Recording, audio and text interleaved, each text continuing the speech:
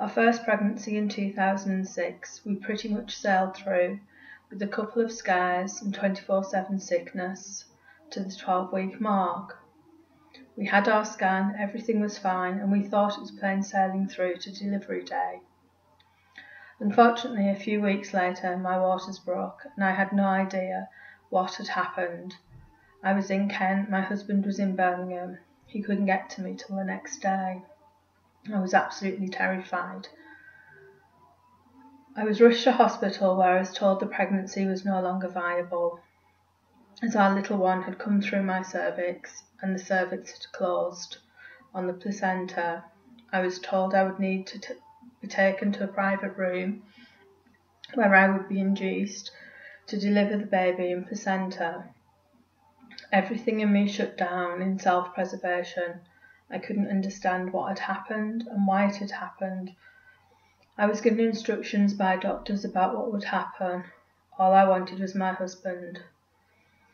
The first doctor I encountered was so lovely, so compassionate, so caring, and taught me through everything. And I thought, it's okay, I can get through this. I'm being looked after and I'm in the right place. However, things changed at handover, and the next doctor was the polar opposite, and I literally had our baby ripped out of me. I was devastated. I couldn't grasp what was happening, and as a consequence, I hemorrhaged and was rushed to theatre where I was asked to sign a form to give the hospital permission to dispose of our baby, and also told that if they couldn't stop the bleeding, I would need a hysterectomy. The next day, my husband joined me, and we were given little information about what had happened, only that it was likely I had cervical incompetence. The scan showed that everything had gone, and still no one had a conversation about what had happened with our baby. Luckily, a friend made inquiries for us and informed us we could have our baby and make funeral arrangements. We spoke to the pathologist, who let us see and spend time with our baby, and he made the arrangements for us to take Cam home. He again was caring and compassionate and shared his own experience with my husband, which I was so grateful for, as everything had been about me, but it was his loss too. We returned to Birmingham and made the arrangements for Cam's funeral. I saw my GP, who was so supportive, and made regular appointments to see me. The funeral was so beautiful, that seeing my husband carry such a tiny coffin broke my heart all over again. I spent the following months working hard, trying my hardest to block everything out, and carry on as if nothing had happened. I didn't want to talk about it, I needed to push past it. At the end of 2007, we found out that we were pregnant again, and I truly believed that this could not happen again. Life could not be that cruel. Again, with a couple of scares, we got through the 12-week mark and met our consultant. I asked about cervical weakness and explained what had happened in our previous pregnancy. To be told there was nothing on my notes and it could have been anything, so they would not be running any further test.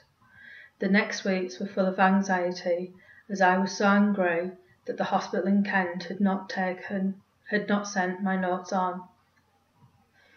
Well into our 14th week of pregnancy, I hemorrhaged. Holding our baby in my hands, I screamed for my husband. He rang an ambulance as I flitted in and out of consciousness, holding our baby so gently. The paramedic was so gentle, explaining that his colleague would take care of our baby while he took care of me. I was rushed to hospital, where they stabilised me, and the nurse asked if he would like to spend some time with our baby. We didn't hesitate. She was so amazingly perfect, just too small for this world. Again, on being moved, the care changed, and there was no care or compassion from the nurses. I just wanted to go home, but I was too ill to be discharged. Luckily, later on, another nurse came on and was disgusted I was not in a private room and left on the ward, so she moved me. Once I was moved, I just broke down. A nurse told me that I had to go and join the others for breakfast in the dining room, which made me so distraught, and she asked if I wanted to see the bereavement counsellor. I said yes. She came, but she had completely the wrong person and was giving the wrong advice. I shut down. The consultant I'd seen on arrival said he wanted to see me in his clinic in a few weeks. I suspected it was cervical weakness. As he had suspected it was cervical weakness, I was so angry. I heard this time we opted for Evie to be cremated with other babies lost in pregnancy and for her ashes to be scattered by the hospital. A few weeks later we returned for our appointment, where the consultant referred me straight away to the pregnancy loss clinic and arranged for cervical strength testing. The test confirmed cervical weakness, and I was put under the care of the specialist midwife team for my next pregnancy, informing me I would need a temporary stitch placed at 11 weeks. Emotionally, I wasn't doing too good. My friends and family, and especially Mac, were doing all they could to support me, but nothing was helping. My GP made arrangements for me to see the community health team, and they felt they weren't the right people for me. I then found an NHS service I could self-refer to and was quickly seen by a psychologist. Over the next years his support would be invaluable along with that of my GP practice. We were in Cuba when we found out in 2009 we were expecting again. We were so happy because we knew I'd have the best care from the minute we arrived back in Birmingham. At 11 weeks a temporary stitch was placed and it would still stay there until 36 weeks. We passed through all the previous milestones and everything was okay and looking fine, so we really believed we were going to get our embryo. However, coming up to the 19th week of pregnancy, my waters were leaking. We went straight to delivery suite, where we were told the membranes were pushing through the stitch and it had to be removed immediately before it damaged my cervix any further, and so it was removed. The next day, despite bed rest and constant monitoring, my waters broke. My consultant told me that it was very unlikely our baby would survive and that our baby could potentially cause me to get sepsis, and that would be life-threatening to me. We were asked to consider terminating the pregnancy.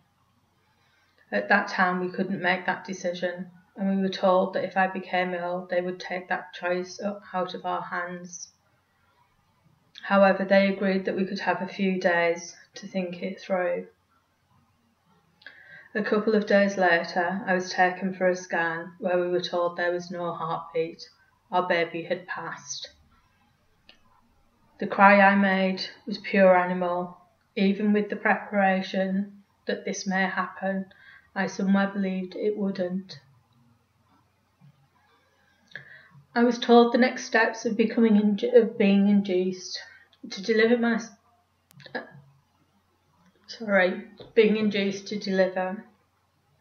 My psychologist was called to come in and talk with me, and my GP was contacted to arrange for her to see me on discharge, and my midwife talked me through everything. Evan was delivered a few hours later, and following this I hemorrhaged and was rushed to theatre, waking up on the high dependency. We got to spend lots of time with Evan and arranged his funeral following my discharge. Another funeral, it ripped me to the core. I couldn't believe this was happening again. The next months were a complete blur. Mac was my rock through it all. My mum and sister came down to help Mac out. I was seen regularly by my GP and psychologist. I went through more tests and was diagnosed with sticky blood and that I would need a permanent stitch in my next pregnancy. The same consultant who had seen us following our loss of Evie would put the stitch in. Plans were made for the stitch before my next pregnancy. However, I found out we were expecting again, so we were booked in at 11 weeks for the stitch. It was due to be carried out through keyhole surgery, but things didn't go to plan, and they had to perform a transabdominal surgery. Initially, the scan showed that all was well with our baby, However, I got a serious infection and my abdomen filled with gas, so we had no idea what was going on. A few days later, I delivered our baby. I'd had enough. I couldn't do it anymore. I was spent. We decided at this point not to try for the foreseeable future. However, in 2012, just as I found out I was pregnant, I began miscarrying. And in 2013, I was booked into clinic as I was 6 weeks. However, my blood showed I was no longer pregnant, and I miscarried a few weeks later. Even though some days my heart yearns for our own baby, we have stopped trying after our last loss. We will never forget the hopes and dreams our babies brought us. I had to do something, as I believed I could not have gone through all of this for no reason. In 2012, I became a telephone volunteer for the Miscarriage Association, and in 2013, I was asked to run the Heartlands Miscarriage Support Group, and in 2015, the Women's Miscarriage Support Group. Raising awareness and organising the Midnight Walk for the Miscarriage Association was real therapy for me. It was doing something positive for myself and for others in memory of all our babies gone too soon. I then decided I wanted to do something more local in the West Midlands, to offer support and to be there in any way I possibly could so that others could talk openly about their experiences and be supported through the darkest of times, offering a safe space to share and not be judged by others for their thoughts and fears. I want to develop the service we offer further, and in this last year I've been undertaking training to offer a specialised service for the trauma experienced in miscarriage, for retreat days and events to allow people to come together and remember their babies without the fear of judgment. My work is about everyone who has experienced loss in pregnancy. It impacts on so many aspects of our lives and relationships. Whilst most focus on the women, I encourage partners, families and friends to share their experiences too, to reduce their isolation. I don't think I do anything amazing. I am just there to offer a space for those who want to use it, to share their fears, feelings and hopes, and a space to allow them to grieve. The days which are important, I try to send a message, light a candle, to let them know I'm thinking of them at that time so they don't feel isolated in their remembering. I hear too many times that I should be over it, and I know and I know others do too, which causes more isolation and hides the importance these short lives had on us. And why should we not feel able to talk about them? So that's what I do, and thank you for the nomination. I look forward to meeting all the amazing people at the Butterfly Awards, and please vote for me. Thank you.